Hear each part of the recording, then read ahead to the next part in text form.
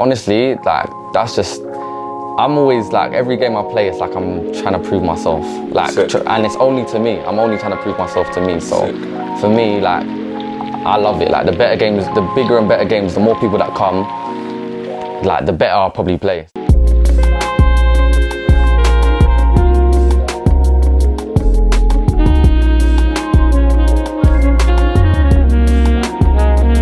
Alright, my bro. So I'm just literally just linking up with you today just to have a conversation and just to see how your football journey started, etc., man. So like, just before we get into it, what was like your first pair of boots, if you remember? Oh, I'm trying to. My first pair of boots. Yeah.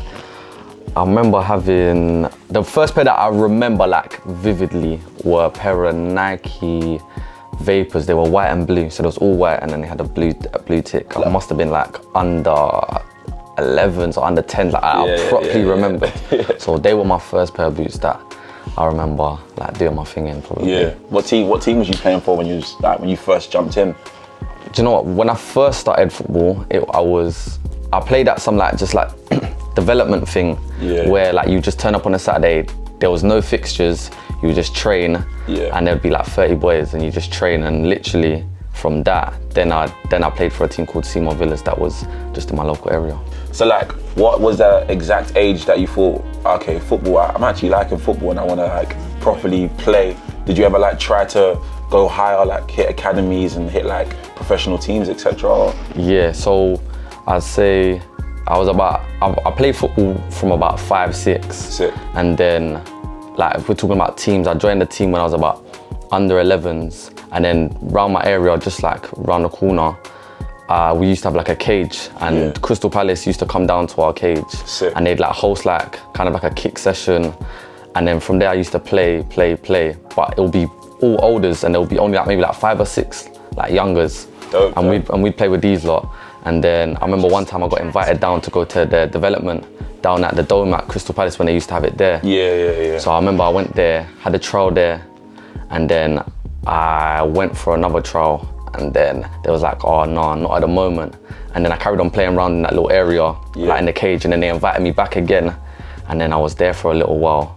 And then I used to go to the one down in Beckenham, like near Copers Cope. So I used to go train there as well with Palace. So I trained there for a little bit, but that was kind of like my first introduction to like playing at some sort of level. Yeah. No, definitely, I get you, bro.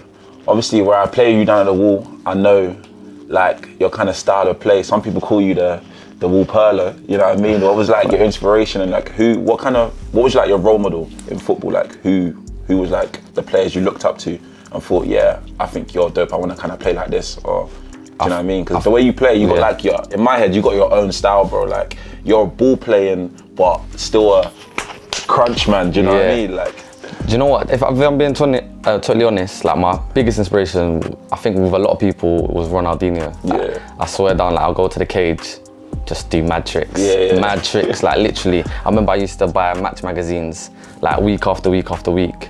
And just because, you know, back then like nobody had access, like I didn't have access to La Liga and stuff like that.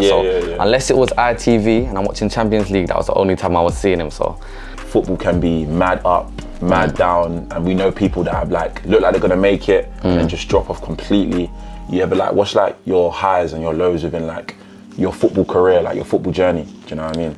Do you know what? To be honest, it's when you talk about that, it's one thing that I never really got into, because like I think with football, so many people have those stories of I was here, I was there, then I didn't make it. So I remember as soon as I kind of thought like I'm not gonna make it, I kind of just like put it on the back burner. But there was a few times like when I left school, I went and signed for Aldershot, like as like a pre-scholar type thing.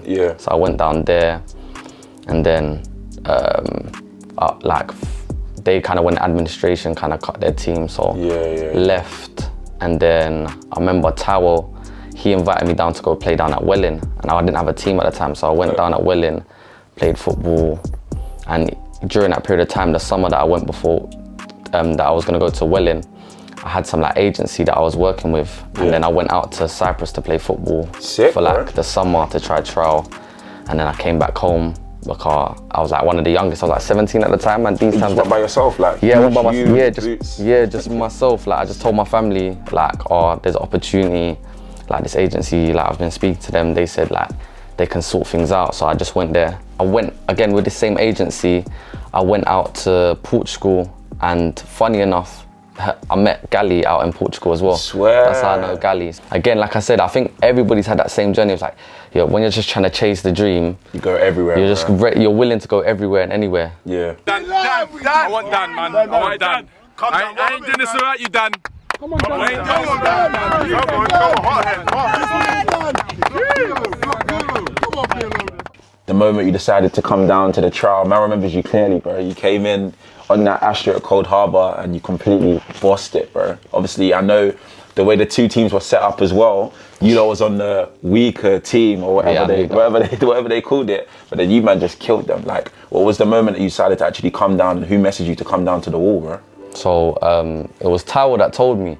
And again, like I said, where I stopped playing football, I kind of had like a sour feeling towards football. Yeah. And I was just like, oh, can't be bothered with this. And I just kind of focused on other things. So then when he told me to come, I was like, all right, I'll come. But I said to him, I remember, and he'll say this as well. I remember I told him, is it serious? Like, don't bring me here and it's not serious. He's like, no, bro, like, it's serious. There's ballers there. And I remember as soon as he said that, because I'm competitive and like, there's ballers, all right, cool, I'll come. Yeah. So then I remember I came, and then like when you said about like the two teams, I clocked it straight away. And I remember having certain guys on my team, again, like, respect to everyone, but I was looking at guys thinking, right, and I looked at the other team thinking, and the team, was you playing? No, I didn't even play, bro. Yeah, and then I just see guys like just smiling, laughing like it was a super turnover. And I was thinking, all right, cool. As soon as I play, I'm just gonna make sure like that everybody knows what's good in it. Exactly.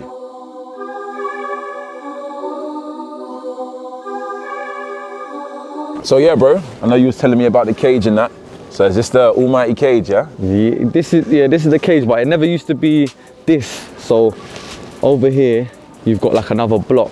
Yeah. And that never used to be here. So it used to be like a long cage. So it'll be from like here, and it'll be like past these blocks here. Swear. So it was a long one, and again, like I remember back then, there was no goals, and then they put up like goals. What, they had a cage with no goals? Yeah, so it'll be okay. It was basically just like it was just like concrete, innit? So what, like a jumper thing? Everyone put their jumpers on the floor to make the goals in? Honestly, like things like that. And then I remember the council or somebody, they built goals. So they literally like in the cement, just put like goals that you see like on a Sunday league pitch, and just put like, and it was literally just like, that was it, just a box. Sick. There was no back bit, there was no nets, it was just a box, literally. Yeah. I remember they had them, but then the olders just used to smash the, like, eventually when you smash the crossbar so much, the crossbar will be broken, so people just have to duct tape the goals and Straight. and then I think maybe like probably like a couple years ago, like I don't know, 5, 6, 7, 8 years ago, they built this, and then this is the new cage. So like, what other interests you have, like away from football or in football or anything like that, bro?